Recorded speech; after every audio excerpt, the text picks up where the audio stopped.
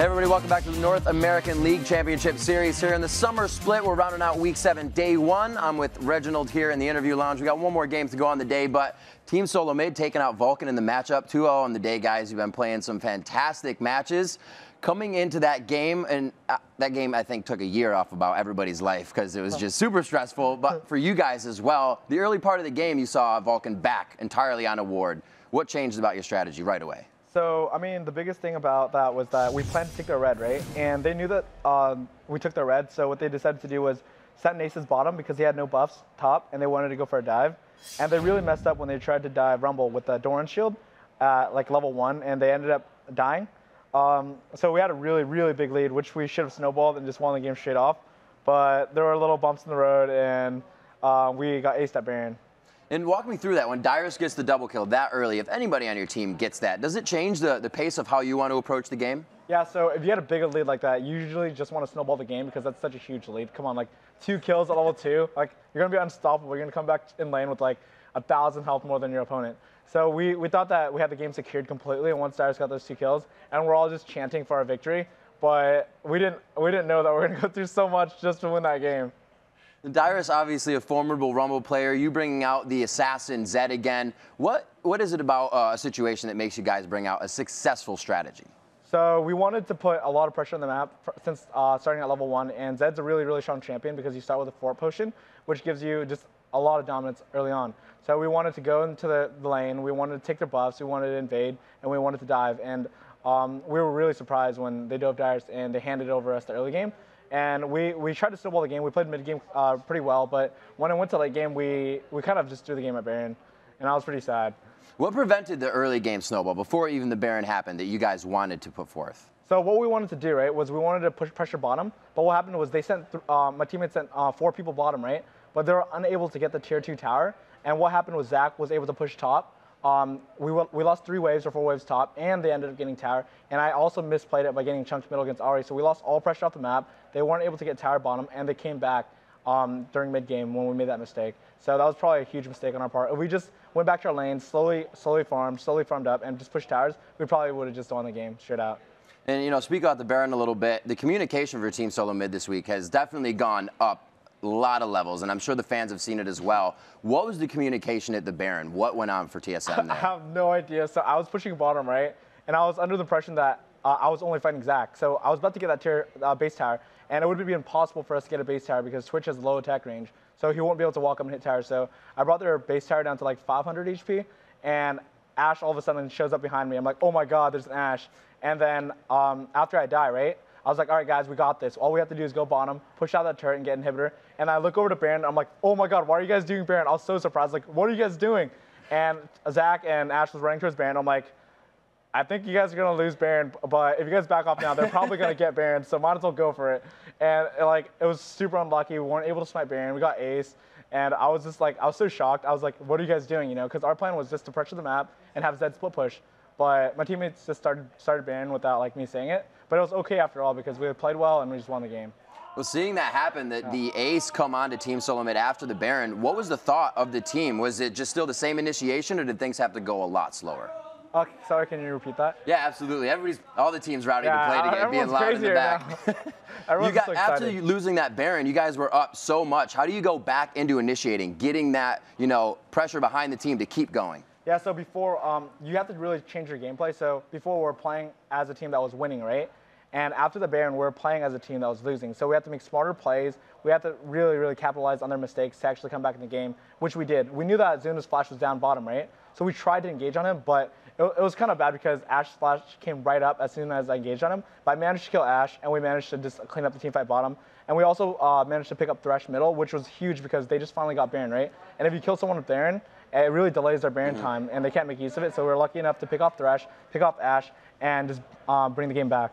Speaking of that, picking off Ashe, we've seen a lot more of a resurgence coming in here. Just as a to-do to the players, how do you fight against the late game Ashe with that arrow? Because you guys seem to do it successfully. It was actually super scary because at any time we're super afraid of the Ashe arrow, because if Ashe arrows you, you're pretty much dead with Ahri and all that follow-up damage. So what we needed to do was wait till a lot of CCs were down. When we saw Ahri use Charm, we decided to just jump on Ashe right away and all dive on Ashe. one of the big things about Ashe is that she doesn't have that escape besides Flash. So you can generally just gap close against her and kill her if she's just out of position. All right, and final question, Reginald. We touched on the communication a little bit earlier, and we've seen that it has gotten better. What were the core parts of the communication that you guys worked on to make that better? I mean, we've just been really going for guaranteed plays. A lot of the times we would go for risky plays and go for kills. We're starting to go for more objectives, like, as people have seen, and we're really just talking a lot more. Generally, at LCS, we talk a lot more than scrims, right? Now I'm pressuring my teammates to talk a lot more in scrims because really practice carries on to LCS matches. And if we only try our best at LCS matches, and we slack off in practice, is also going to carry on and we're going to perform badly, which has shown through the split. But we're ramping it up. We're talking a lot more. We're even like going out to hang out more. Like we're like watching a movie as a team every week, and it actually helps team bonding. So we're eating a lot more together, and overall, it's just improved our team communication by a lot. Awesome. I'm sure the fans are happy. You guys as well with the results. 2-0 on day 1 of week 7. Congratulations, Reginald. Best of luck in the rest of the games this week. All right, everyone, we got Trevor, Quickshot, and Jat on the desk. They have Cloud9 and Coast coming up next. The bar's been set pretty high by that last game, so let's see some awesome gameplay, guys. Thank you for that one, Riven. It's great to hear Reggie actually talking about the team, talking about how you can fix those issues, because we've been seeing them on multiple channels, as it were, over the last couple of weeks. Game Cribs has a different vibe than the LCS studios, so it's definitely 2 stories for these guys. We'll see how they come back for the rest of the season, because they did in the spring as well. Yeah, they did, and came back very dramatically. Right now, it is time for our 6th and final match of the day. It is Cloud9 versus Team Coast. And like most clubs in the LCS so far this summer, Team Coast has come up short in both of their games against Cloud9. It's been a couple weeks since these teams have met. They played back in weeks 1 and week 3, and Cloud9 won both of those games in about 30 minutes, so they've definitely had the upper hand in this matchup. And Cloud9 is coming into this, third head-to-head off a 26-minute win over Velocity, a game that turned on the tip of a single crash error. Yeah, Sneaky and Cloud9 have gone all in on Ashe. Sneaky has played Ashe in 5 of their last 6 games, and his highest KDA of the summer is with that champion. And in 4 of those 5 games, Lemon Nation has ran Zyra alongside Ashe. So that combo has been so deadly for Cloud9 that last game, Velocity actually picked it away from them because they recognized how strong it was. I'd expect those 2 champs to actually be at least somewhat focused by Coast because it's been such a pillar of their strategy. Well, they've already stolen away, as we've seen earlier in today's matchup. And while Cloud9 is riding on an 8-game winning streak after their victory, Coast is in the midst of their worst slide of the summer. With their loss to Vulcan, they've fallen 5 times in a row and dropped all the way down to 7th place in the standings. And something that's happened during this slide is Zion Spartan has been focused intensely by the enemy teams. He's carried Coast earlier in the summer. They never lost a game when he was on Riven, but since they just continually ban out not even just Riven, but multiple Zion Spartan champions, he's been on a bit of a slide. So Coast really has to figure out how to get Zion Spartan going again, especially against a team the caliber of Cloud9. It's something we're seeing out of a couple of NA teams, that they've got one superstar that carries their team through. Velocity Maple Street comes to mind, and we'll see if they can figure out how to win without him dominating. So before we get the match started, we do need to check out the voting, check out the starting lineups rather. On the blue side, let's take a look over at Cloud9. It is, of course, going to be Balls in the top lane. We'll see if he's allowed to get Rumble. Meteos in the jungle, High in the mid lane, Sneaky and Lemon Nation on AD carry and support. And in the red corner, we have Team Coast with Zion Spartan, who needs to get going in that top lane. Nintendo Dex on the jungle, Shifter in mid, Don't Mash Me on AD carry, and of course Daydreamin' on support. Now it's time to check on the voting and see who you guys think is going to win this matchup. According to LOLesports.com, 89% of you think that Cloud9 is going to win their 9th game in a row. That is a high percentage. Yeah. Dare I say it, not as high as maybe many people would expect. Team that's 8-0 versus a team that's 0-5. At least if you're looking at the last 13 games these teams have played. But come on, we know what can happen in the LCS. The last game of last week featured Velocity's crazy upset after Vulcan, when everyone was proclaiming Vulcan like the champions of North America at that point. So we've been doing that with Coast for a little while now. And even though Coast had that 26-minute win against Velocity, there was a shaky start in that game. They capitalized amazingly afterwards, but it's not to say that Coast doesn't have the same type of threatening playstyle. Sure, they lost 5 in a row, but they've picked themselves up in the past. Yeah, Cloud9 are going to have to look to get off to a better start in this matchup. It wasn't all sunshine and roses as we did see earlier today. Right now, we're just waiting for the teams to join the lobby and get the champion select underway. One thing we do have to touch on is just how dominant Meteos has been. His KDA is still #1 out of the whole of the NALCS. And you know, we've talked and seen how the junglers' statistics rely heavily on their lanes. Because if they're doing well, they'll obviously help keep their numbers high. Oftentimes, it's a team strategy for the jungler because they are the most team-reliant things. Coast, I love how they do the 1, 2, 3 coast every game. I would be much more into it if they were winning these games, but at least they're trying to keep their I think that's a bit up. cold. I think that's a little bit cold, Jet. I stole it from you because you said this earlier. Don't pin this on me. Don't pin this on me. No, but it is the truth. It's one of those things where it's great to see the guys psyching themselves up, and it's great to see them putting the intensity into the build-up, but the intensity needs to be in the game. That's where it matters. That's where they need to bring their A game, and against the #1 team I think that the LCS has ever seen throughout the entire year, EU and NA, it's going to be a tough ask. Yeah, this is definitely the toughest of tasks for the teams in North America. 2 losses on the whole year for Cloud9. Like, we don't realize how much these guys have dominated. 16-2 is not a record you easily get to. That's, I guess we're just playing with silly numbers here. 8 wins every 9 games. Yep. It's an incredible pace to try to keep. It's very, very difficult to upset it, especially when you consider that Coast has been struggling with their duo lane. Domashmi and Daydreaming, they have not had a positive, influential effect on many of these games. And in comparison to Sneaky and Lemonation, who are, simply put, dominating many of their lanes, it's a difficult position to be in.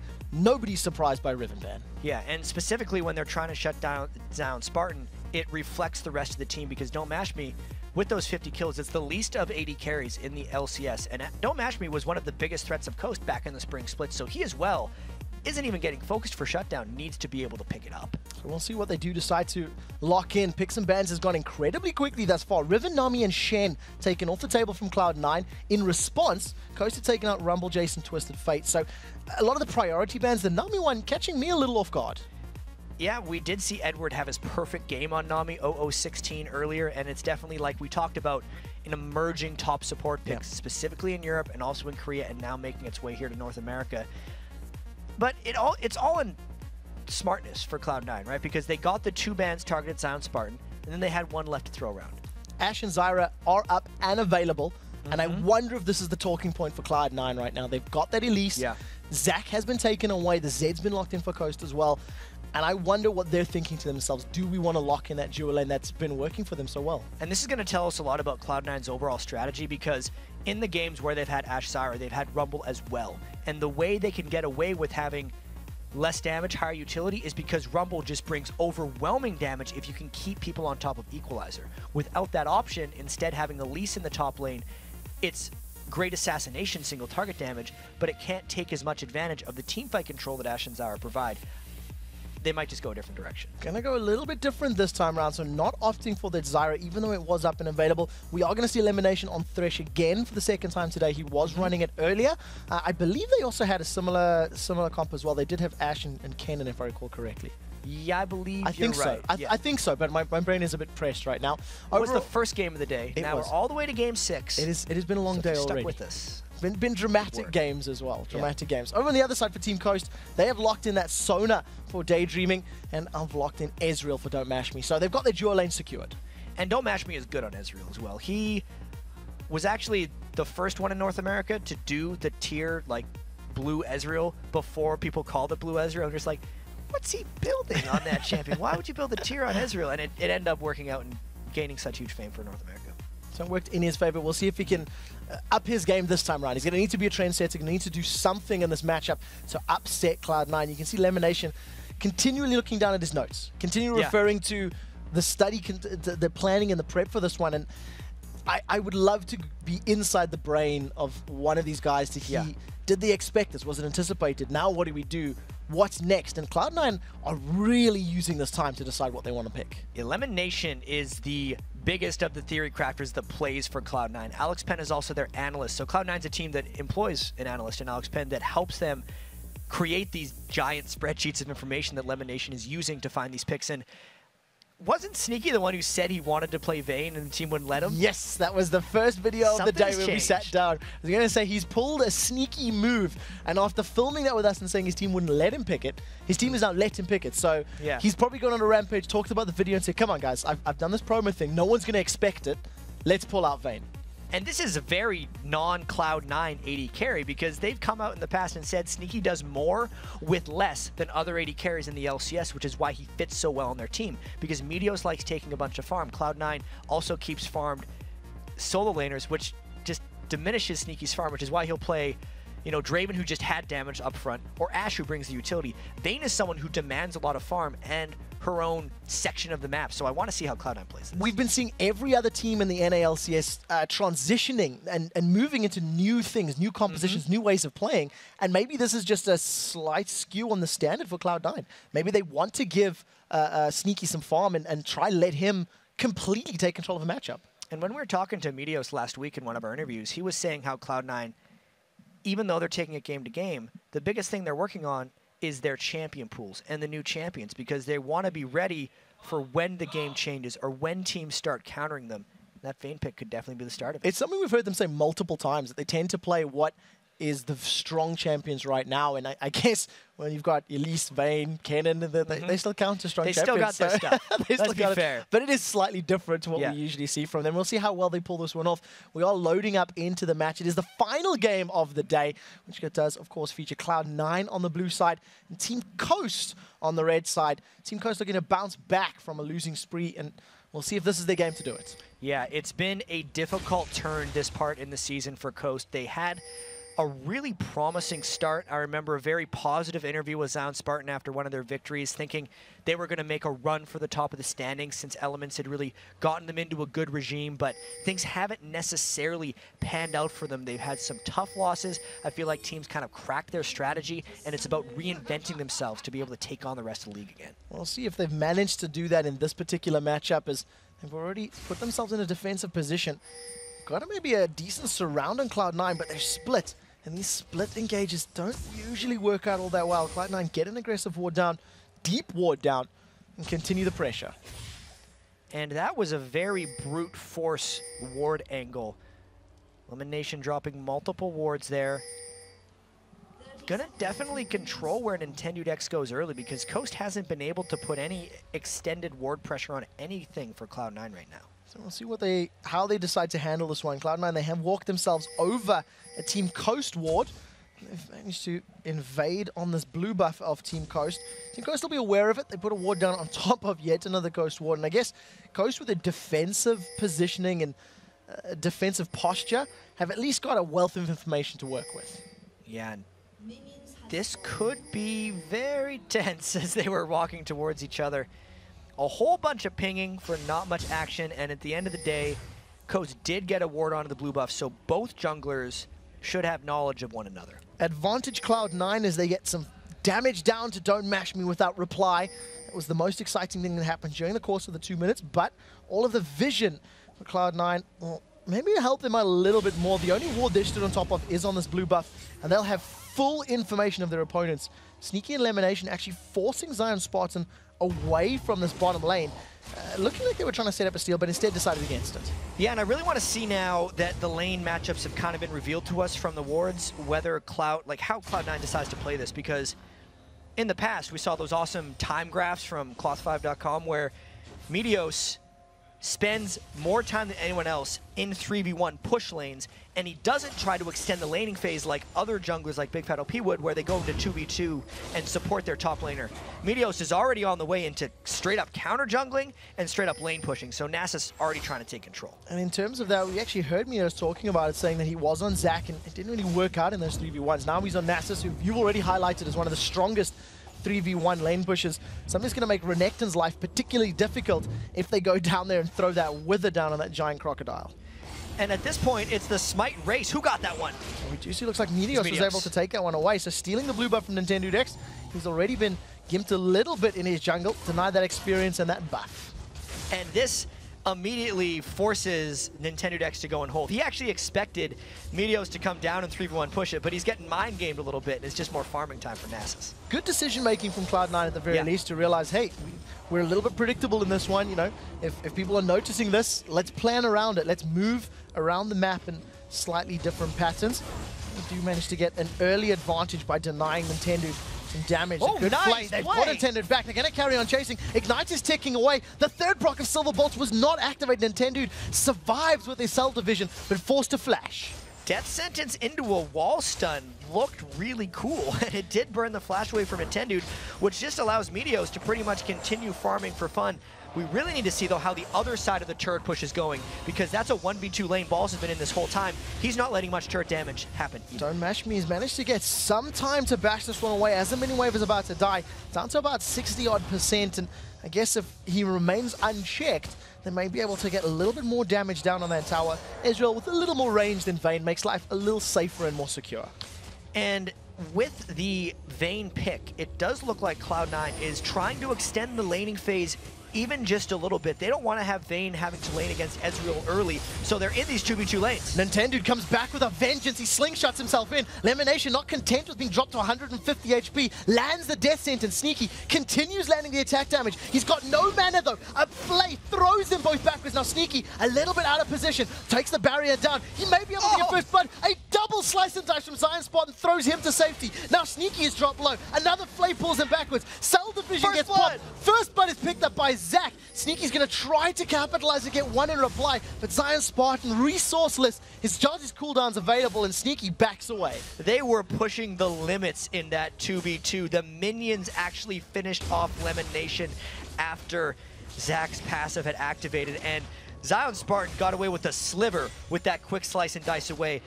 What was the most key in that fight, though, is how Sneaky was out of mana and could not tumble at any point during that fight, which is what ended up being the difference in that long, drawn-out 2v2. Elimination has hit every single skill shot he fired in that bottom lane. It wasn't enough to save his life, though, and they are forced backwards. The mid lane is also going in favor of Shifter right now. He's level 5 to his opponent's level 5 as well, but he's got a massive amount of HP more, even though the CS is even, and he's actually forced high to back. Yeah, that is a really great play by Shifter. We know Zed is his favorite champion for the most part when he plays in mid lane. Coast hasn't been able to play it to much success recently, but laning straight up against High could be a great start for Coast, especially since they need to find ways to win without Zion Spartan carrying. Yeah, ninja on ninja action, and right now Shifter is backed away, come back to lane. He's picked himself up a large number of wards. Actually, if you look down the Coast items, that's a lot of sight wards that they've secured. They're definitely afraid of Meteos making plays and trying to set up ganks. Which is a little surprising because Meteos' play on Nasus isn't really about ganking. It's about walking into lanes and just being very brute about it. He doesn't have to do creative things. If anything, those wards are going to give them maybe better dragon control or counter invade control, but I don't necessarily think it's for stopping ganks. We'll see how well they position them and how they make use of the resource that has been given to them. One kill up, Coast only 100 gold ahead though, even though that first blood was secured. And in general, it does appear that Cloud9 have got slightly superior farm, especially because of Nintendo's very low numbers. 13 creeps at this point in the game. All of that pressure and time spent in the bottom is really put him behind. The great thing about it, though, is he did get the kill at the end of the day. So if you compare his gold directly with Meteos, he's even, which evens out the game. He got denied in farm, he was pressured a lot, but he got the kill to get it back. Meteos is going to come in right from behind. They put the pressure down in Daydream, and Daydream immediately says, I'll take one for the team. I am going down. Just as, you know, we're talking about all the vision and whatnot, Meteos just walks into lane. But it's like, remember how we said Meteos isn't going to be sneaky? He was actually really sneaky there. He came all the way through the Coast jungle to pull that one off. Deathmark goes down onto High. The red dot is there. It's not going to be enough to drop them, though. It's actually Shifter goes forward. Ignite is ticking. 100 HP. It's going to be enough. 2 kills to 1. Coast with an immediate reply. High could have gotten out of that one. He actually went back in because he never got a stun from his Cannon ult, and he thought he was so safe that he could just be a little cheeky about it. But Shifter had saved his second Shadow from his W. got the second gap close, and just finished off High. So well played by Shifter to show those Z mechanics. Down in the bottom lane, Zion Spartan takes a lot of damage without really trading evenly. Elimination got the shield off and blocked a lot of that Cull the Meek. We do see the blue buff being taken, this time by Meteos actually. So High's not going to be able to secure that resource, and that'll just help Meteos in clearing his jungle a little quicker. And that's actually a very underrated buff on Nasus. He spends so much mana maxing Spiritfire, which is actually why you see most jungle Nasuses build that Crystalline Flask to keep their mana up. The blue buff's going to help him clear even faster. Zion Spartan gets pinned against the wall, forced to throw down that ultimate. Dominus is up, but Sneaky wants to dominate him. Ignite Tick secures the kill. And Elimination and Sneaky, they've got Zion Spartan's number. And that was close to, if not the last Ignite Tick, because that was a very early Ignite. Elimination didn't want to end up stealing that kill, but just because of the way it worked out, it fell to him. Still a great play by Cloud9, asserting their dominance, keeping Zion Spartan down like every other team is focused to. 23 minion kills and a death at 9 minutes is not the way you help him carry a game. And that definitely could have been higher. Elimination of Sneaky have comboed their crowd control in their lane so incredibly well. Flays into death sentences, into condemns, just preventing anybody from doing anything. They secure the tower as well as now applying pressure on this dragon. Yeah, Cloud9 really has amazing synergy between Sneaky and Elimination. No matter the combo, they seem to just really work together. And this is the second reason Meteos loves Nasus, because you press your ultimate and the dragon dies almost immediately. Even though that was a whole team going to it, the speed at which that was taken down was a little bit accelerated. Team Coast are going to try to even up at least that global objective by securing the top tower, but in general, it's Cloud9 that come out in the superior position. They've got the first tower of the game, the first dragon of the game. They got a couple of kills on the board as well. They're looking pretty solid right now, especially with Meteos having double the CS of Nintendo. Even though he's got that kill and assist, he's still a little bit behind. Yeah, he has not kept up with what Meteos has been doing, which is a common theme amongst all junglers in North America, because Meteos has been dominating this league, and it's actually a straightforward style. He just always makes good decisions. Good decision making, keeping them in the lead. We'll see if Cloud9 can maintain that, and how they actually react to the top tower and bottom towers being down for opposite teams. High has immediately responded by saying, well, I think I'll have a better chance in this bottom lane. And he's moved down, and it looks as though they've sent balls on Elise to the mid lane. So a couple of swaps here for Cloud9. Yeah, Cloud9 has always been very fluid with where they send their solo laners. They'll go wherever. It's reflected in the picks. You think about Kennen, he's a side or mid laner. It's only Elise in the mid lane that's a little bit counterintuitive, but what Balls can do is he can dodge out of a lot of Shifter's potential spike damage, which is what High is worried about right now. If he goes for the Death Mark, he's going to repel up and sit there for 2 seconds, so he won't be able to get damage in during Death Mark. Talking about all those trades, we see that Coast on the other end, they've moved their dual lane to the mid as well, so you know, just throw them in there and see how well they can handle it. They've actually started to move themselves towards this top lane to counter the pressure that's being applied. The control that Sneaky Elimination now want to keep on Zion Spartan. Another great stun, locks him up against the turret, but Daydreaming has jumped in. The Crescendo is available, so keep that in mind if they want to pick any fights. Yeah, Zion Spartan got back up, but once again, because Zion Spartan got back up, it leaves a hole elsewhere in Coast, and like usual, Cloud9 is there to pull people back towards them. Got a lot of damage onto that mid turret, down to about 50%, and Balls has been able to fend off these constant wave pushes that Shift has been applying in this bottom lane, and that tower's looking very, very healthy right now. High just doing the best he can to farm up, and the pace of the game has slowed down a little bit now that jungler's aren't as involved. It's a little bit less of a turret game than we generally see from Cloud9 because this is a slightly different composition from Cloud9. Once again, Sneaky wants some time before he powers up and really starts becoming that hyper carry that Vayne can be. And also, Cloud9 is a little bit worried about Shifter Zed, so they're just taking it a little bit easier in this early game, knowing how difficult the early game was against Velocity. Taking a look back at that top lane, Death Sentence doesn't catch out Zion Spartan. He's eaten so many of them already. He's about 30 creeps behind his opponent, his opposite number Balls. Also doing relatively well in this bottom lane, and Nintendo just slingshot himself into the river. Just try to close the gap as quickly as possible. He does have Let's Bounce available, but Meteos is in close proximity, so if anything were to go down, it would be an immediately 2-on-2. I wonder what's going to happen here with Nintendo because this is a 2v2 that Cloud9 wants. Shifter just gets popped. Repel gets used as Balls throws himself in there. Now Shifter's on the wrong side of the river. He's heading to his opponent's territory. The Wither goes down, that slows his movement. Now the Spirit Fire out. He finally forced a flash. And it does look like he's managed to get away for the time being. Doesn't look like Balls is able to chase as he's burned his flash as well. So good defensive reactive play from Shifter.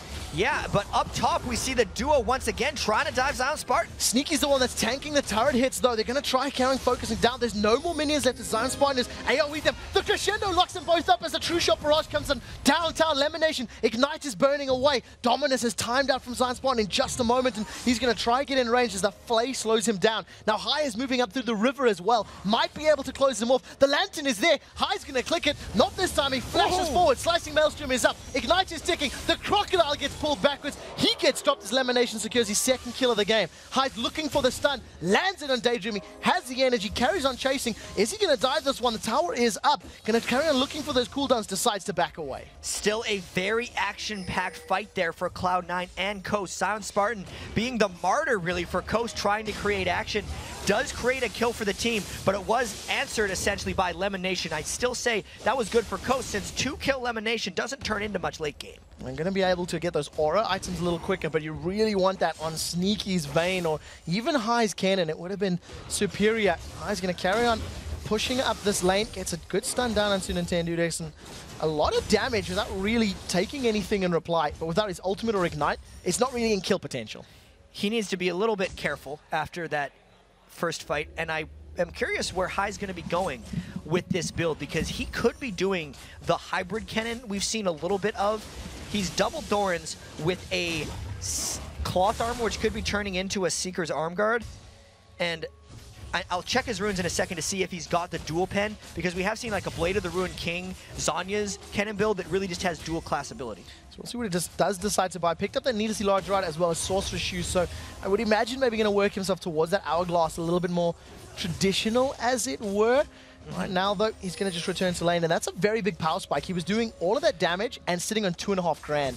This is a big vamp up for him. Yeah, he is actually at least have hybrid runes on Kennen. And with the double Dorans, it's giving a substantial amount of AD. He actually maxed W first on Kennen as well to take more advantage of his early game AD.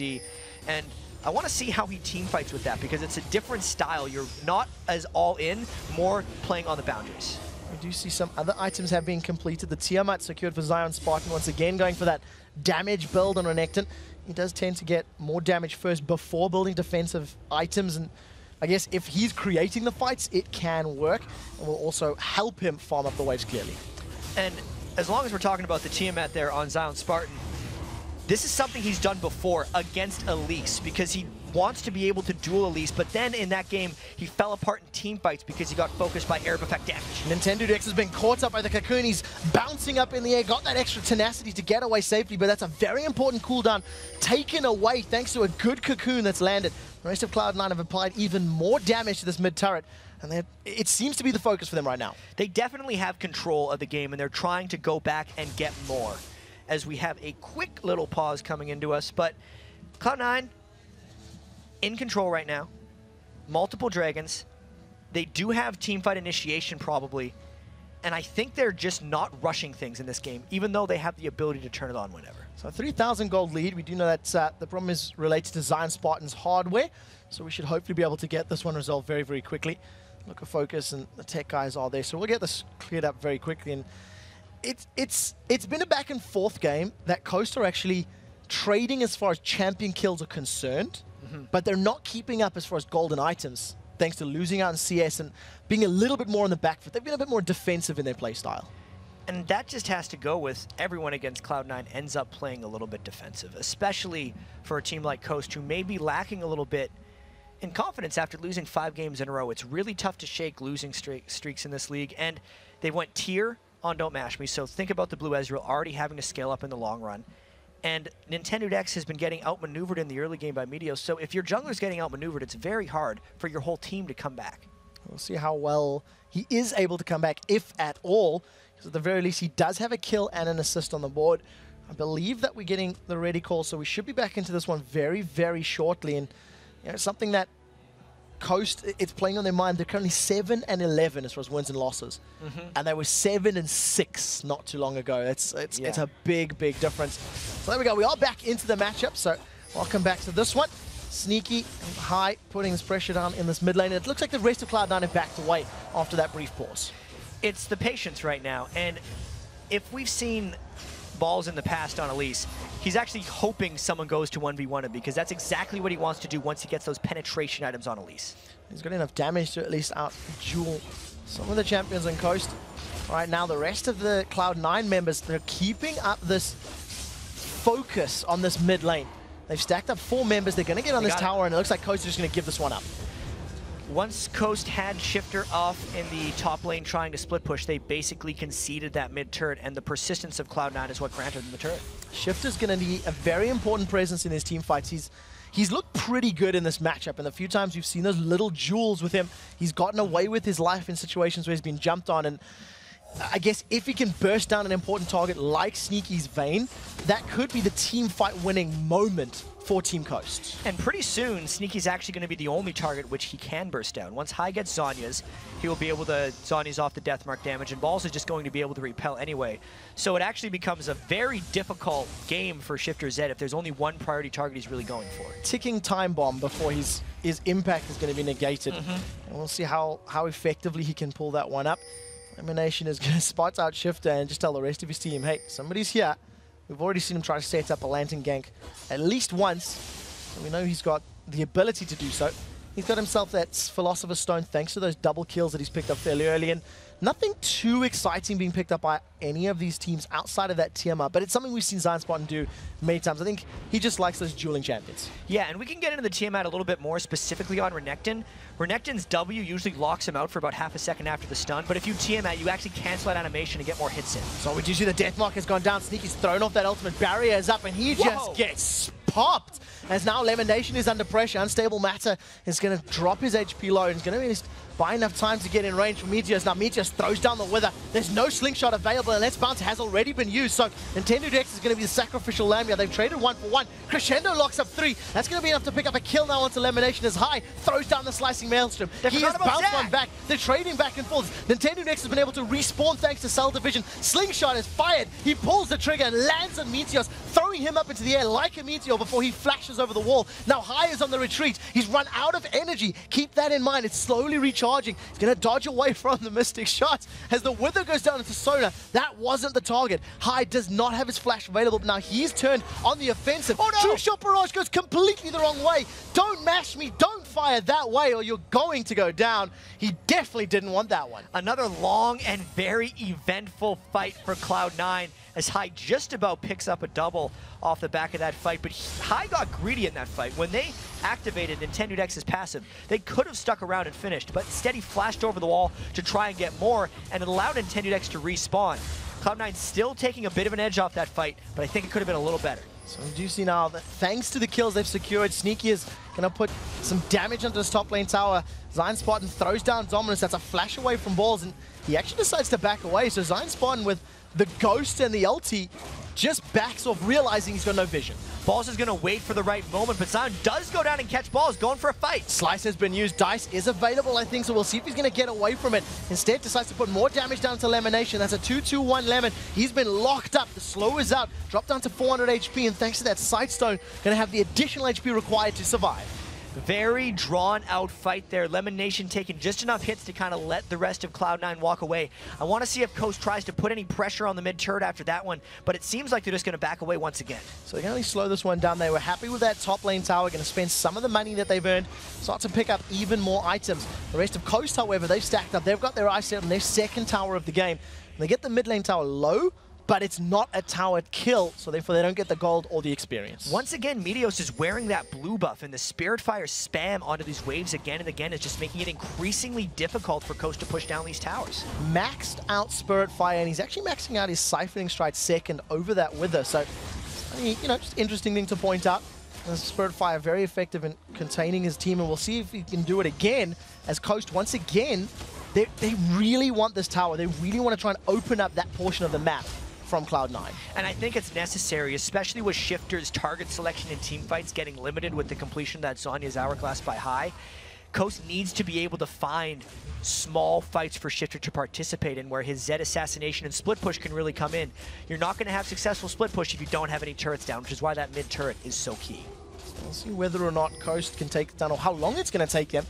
If they do manage to get a good engagement, because they have had pretty good fights, but in general, Cloud9 are able to just trump them, get that extra one-up, and just turn something in their favor. Once again, Coast, they still have 3 or 4 members in this mid lane, while the rest of Cloud9 are in their respective solo lanes, picking up more creeps and extending that gold lead even further. And that gold lead ticking up and up has to be on the minds of Coast. Even though they don't get to see those pretty numbers that we do, they sense that they're getting out-farmed, which is putting some pressure on Coast to initiate before they're ready for it, and it might just make them walk into a bad situation or a good situation, because Cloud9 going into this Dragon is forcing Coast to come at them. And that Dragon just got destroyed. Yeah. Meteos is looking to pick himself a fight here, and running towards the members of Coast.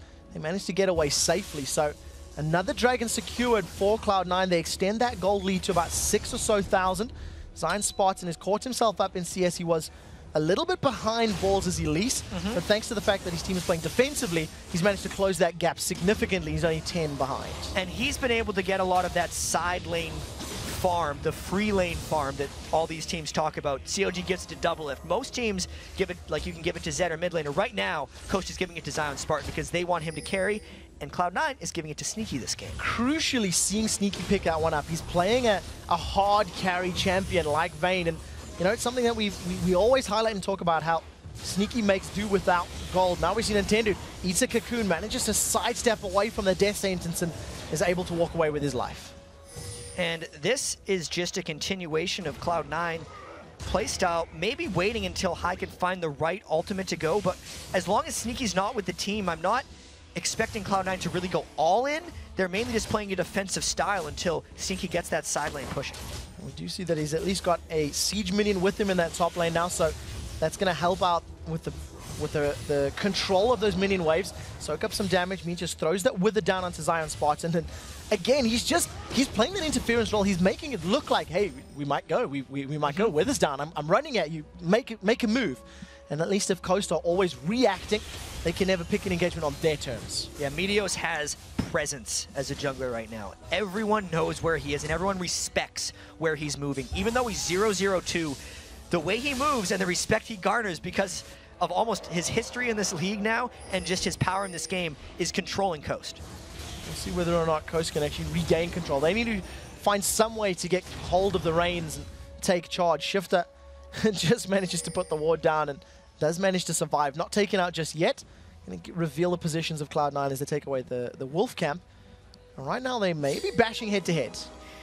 Because Sneaky was able to go back and complete some items, he picked up the Static Shiv instead of the Phantom Dancer. Almost every Vayne goes Phantom Dancer, but Sneaky, if we go through his history of games, he doesn't like that item. He thinks Static Shiv is way better just because the stats are close and the active for wave clear and spike damage is just superior. So that's the reason he chose that path on Vayne. And we'll see how well it works out for him. He's also picked up the makings of what maybe even looks like a Zeal. We'll see what that decides to get upgraded to. Lansing goes down. Phantom Dancer as well. So gonna get both. Gonna prove us all wrong and see, hey, never enough crits or movement speed or attack speed. 5-5 in terms of kills. It's a 7,000 gold difference. Cloud9 have stacked themselves up as a 5-man unit in this mid lane. And if any of those skill shots land, there may be a fight. Nintendo just jumped himself in, and he just gets popped like flubber. The Crescendo locks up both Lemonation and Balls, but Sneaky has been able to get away safely. Forced to throw down that final hour and flash away. That's 2 kills of the fight immediately in favor of Cloud9, and they've lost next to no life. And even though it didn't look like Hai's Cannon Ultimate locked anyone down, it zoned the fight. It meant Zion Spartan and Nintendo Dex were the only 2 in, and the rest of Coast could not follow. It allowed the quick, easy 2-0 for Cloud9 and the continuation of this push. Nintendo is not tanky at all. He's not a sponge of damage. He's so much of a balloon of damage. Just right now, Cloud9 still grouped up as 5. 10 seconds on the clock. They jump onto Don't Mash Me. The Wither is on, and Don't Mash Me is just going to get shredded. Throws up the cleanse, survives a couple seconds longer before Balls drops in the background. The inhibitor tower was dropped, and it looks like they're going to get the inhibitor. Sneaky carries on chasing. Daydreaming gets popped by that Static Shift. Just the extra 100 magic damage that came in at the end of that scared Daydreaming. They got an inhibitor off of that. After a seemingly small amount of action, Cloud9 was just like, oh, by the way, we've been winning this game by a lot for a while, and now we're taking advantage of it. And making sure that they can demonstrate how to take advantage of that 6,000, 7,000, 8,000 gold lead. They forced down objectives, they grouped up as a team, and they used that item advantage in their favor. Right now, High is defending the bottom lane tower while Coast are in mid. And Coast is a little bit forced into doing something here. They don't have the items, but they recognize that they're down so much and that Cloud9 is on a retreat temporarily. So Coast wanted to do something just there, but they didn't pounce on any opportunity, and now they're allowing Cloud9 to go back shop and come back. So very importantly for Coast, thanks to the time that Cloud9 is, spent shopping, the Manamune has been completed for Don't Mash Me, and that this modified blue Ezreal does still take time to scale up. He's about 100 mana away from getting that completed to a Mirror mana. And it's going to help a little bit, but they are very far behind right now. They need a lot more. And Don't Mash Me definitely needs to get Iceborne Gauntlet before he can even consider having an impact here. But the problem is as well, he needs Iceborne Gauntlet and Last Whisper. Don't Mash Me is at least 4, maybe 5,000 gold away from being at the item build he really needs, and with the way he's getting starved out of the map because Cloud9 is keeping all the waves pushed and corralling Coast into their base, is just not giving him the opportunity to get that farm. And look at the massive differences as far as the gold is concerned. 7,000 on Zionspawn in the top lane, 1,600 behind Balls. The mid lane is 2,000 gold difference between them. The jungle is 2,500. That is a massive, massive disparity between these two teams. And, when you've got that very big item lead, you get that window of safety, where even if you have a bad fight, because you're so far ahead, you've got the extra HP and the extra tankiness or damage to get through it. Yeah, you get multiple fights. As we saw in the last game between TSM and Vulcan, TSM actually lost a fight and a Baron, but then still had enough accumulated advantage from prior in the game that they could win a fight later in the game. So Cloud9 kind of playing with house money right now, able to take more risks. We'll see how well they can take that out. Red buff is on Sneaky. That is a very big hit on Shifter. He's going to go in. He's got stealthed up. Deathmark goes down. Shifter is going to be able to go backwards, and that's going to pop. Not going to be enough. Well played, Sneaky. I thought that was really interesting there for Sneaky. As soon as Zed ulted him, instead of clicking around as he was targeting and maybe losing tracker vision towards the brush, Sneaky just pressed S. He stopped on the spot inside the brush so that when Shifter showed himself once again, there would be no way for him to avoid Sneaky's damage, and he picked up a clean 1v1 kill. Very well played, and just really showing an understanding of the mechanics of Vayne and mechanics of Zed, his opponent, realizing what he can do to make it work. He does have that Zeal as well as that critical hit cloak completed, so gonna pick up a Phantom Dancer on top of that static shift. The death sentence does land. They've thrown themselves over the wall. Zionspartan is the first target now. In the background, Daydreaming just gets destroyed. He got the crescendo off. It's not going to be enough. High with the double kill. Meteos is going to throw out the Wither. He flashes forward. Not going to be in range for the siphoning strike, but Ezreal is just forced to flash away. Don't Mash Me screaming, please don't mash me in the fight, and he gets away cleanly. Just no chance in that one. They were already down Shifter Zed, and once Lemon Nation landed the death sentence and flew himself in for the box, it was just a steamroll fight for Cloud9, picking up their second inhibitor of the game. Second inhibitor down. Sneaky's going to try and lifesteal off this Wolf Camp, denying even more resources, and Cloud9 have just had Coast's number when it comes to their jungle. And we're talking about Cloud9 or TSM securing their second blue buff. Cloud9 have been doing exactly the same this matchup. Their second objective. Now they're going to jump back onto Shifter. The Flay goes down. He throws off that Deathmark, uses it to get to safety, but jumping onto the shadow behind him, at least gets out cleanly. That was a really clever high Sonya's right there. On top of a Lantern just to skedaddle out of there right at the end. They're going to disrupt some recalls with that Ezreal ultimate, but I think this is prolonging the inevitable doom of Coast Team. The inevitable doom. That's some harsh words, but true words. Double super minions being, pushed into their bases. One tower left on the top lane. And I imagine Cloud9 would have this sight set on that. Get all of the outer towers down and then progress maybe to finish the game. Alternatively, they're in a very good position to try and take Baron. Balls get slowed by Daydreaming Sona. They're going to carry on chasing. This is a lot of investment onto Balls' Elise. He's going to switch to Spider Form, continues the chase. He's going to have Repel up in just a moment. Going to throw himself back up. He does go up in the air, but the chase is on. Balls is taking them for a walk. Now, Thresh is getting close. The Lantern may land. Can he get to it? He flashes. He lanterns out. Oh my word, Balls is alive. They catch Zionspartan. They pick up a kill. Ring a Posey, and they just pick up the kill. Like, well played. That's a backbreaker right there. You can't have a 4v1 chase like that get turned around and be happy about it. That was a great play by Balls. I thought he was dead to rights. Lemon Nation was so far away when that chase started. No way I thought Balls was going to be able to maneuver around and stay alive, but he used his repel just right, flashed onto a lantern, and got it. Nintendo Hex throws himself over his opponent's team. The slingshot does not land. He tries to bounce himself up and around. Not going to be enough. Shifter's the first to fall. Sneaky squashes the glue. Now turns his attention to Don't Mash Me. The tower goes down. The inhibitor in the background. Sneaky 5-2-3. Cloud9 demonstrating diversity in their champion comps, and even playing this one a little different to what we used to. Not even thinking about the Baron because they knew they had a big enough lead already. Coach is going to try one final fight, but this looks like the next is going down. Zion Spartan may need to play a little bit more Fish Champions because he ate so many hooks that game. It was just finished over and over and over. Completely well played by Cloud9 from the very early game. There were moments of greatness from Coast, but in general, it was all Cloud9. That was business as usual for Cloud9. They brought in the Vayne. At the end of the day, they played first game and last game today. Didn't seem to phase them the long time in between matches. Again, total domination. Meteos didn't die, 1-0-11, just improving his KDA even more. They play so smart every game. The decision-making as individuals and as a team is just on another level. It's something that we're not seeing out of really any other team in the LCS, because it doesn't matter what comp they play, it doesn't matter what position they're in, they don't make bad calls. They don't make mistakes when their opponents need them to. Especially not in this one. Like, that was 31 minutes. Their game earlier was 26 minutes. If we combine both those games, it's like a CLG game. So these guys, like, to be fair, they're giving themselves less time to make mistakes because they make so many decisive calls. It's a really, really good play once again coming out of Cloud9. They accelerate themselves to 17-2 right now. Wow. We do have to take a short break, but when we do return, Cloud9's deadly dual lane of Sneaky and Lemon Nation will join us to talk about their perfect day and a 9-game win streak. Plus, we'll break down the biggest plays of the day from all 6 of the games. Don't touch that mouse, the North American League Championship Series. We'll be right back.